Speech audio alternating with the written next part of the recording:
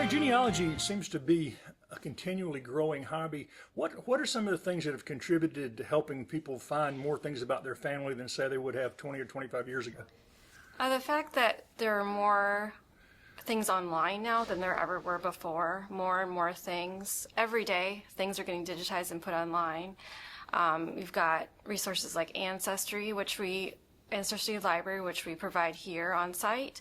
We've got things like Heritage Quest, which you can use from home, which is owned by the Ancestry Library company. But there's also resources like FamilySearch.org. The state archives, like various state archives, have a lot of digitized information online. Historical museums will have sometimes exhibits. It's everywhere. So all over the country, all over the world, we have digitized items. So it just makes things easier to work remotely if you have access to internet at home. If not, you can just come to the library and we can help you. Has DNA made it giving people a wider net to cast? For sure. DNA can be helpful in some instances. It can open up a lot of doors that have been closed. Some people have been surprised by the results. Some people have stories that their families tell them, and it turns out maybe those stories aren't true. So we do have stories handed down to us that might not be fully accurate. You just have to be aware that, you know, the doors might open and you have to be prepared, like that, you know, you have extra family that you wouldn't have known about. You also have to figure out how narrow you want to focus on. Do you want to go out to fifth cousins? Because a lot of times I've done my DNA, I'll get hits on fifth cousins. Well, that doesn't help me. I want to go further back, not wide. So yeah, so it's more helpful for that than it is yeah, further back. It can be helpful for that. It can be helpful for finding out, hey, you know, you got a cluster of DNA that came from Great Britain, the British Isles, and they went over and they settled in Missouri or Virginia or West Virginia. So you can go back and see those DNA clusters. So it can be helpful in that instance. And the Anderson County Library has been offering at least services of this kind for a long time, right? Yes. We're trying to expand, so we recently got in the past year or so, we recently got a newspaper database that I'm excited about, ProQuest Historical Newspaper, South Carolina. So we have Anderson newspapers from 1973 on and Greenville News from 1900 on, which have made researching newspapers, which is such a underutilized resource for genealogy, that much easier. We still have our microfilm here with various newspapers as well that people can use. Okay, you mentioned a little bit of this earlier. What resources, if somebody comes to the library, what resources do you have here that you can't just do online? Well, a very popular resource that we have are yearbooks. A lot of those yearbooks are not digitized. People like to come and see maybe their parents in the yearbooks or themselves in the yearbooks. Like I said, we also have the digitized or the microfilm newspapers here that are not digitized, I should say. Just various items like family history books we have that are not that may not be online, some may, but we have a lot of unique resources here. And you have to come in to use Ancestry.com too, right? Yes, you do have to come on site.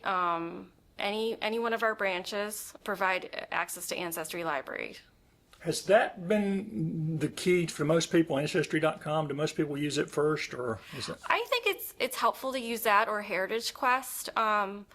The starting point that I usually recommend for people is to find your ancestors or find your relatives in the census. The federal census was taken every 10 years. So the most recent census that we have access to is 1950.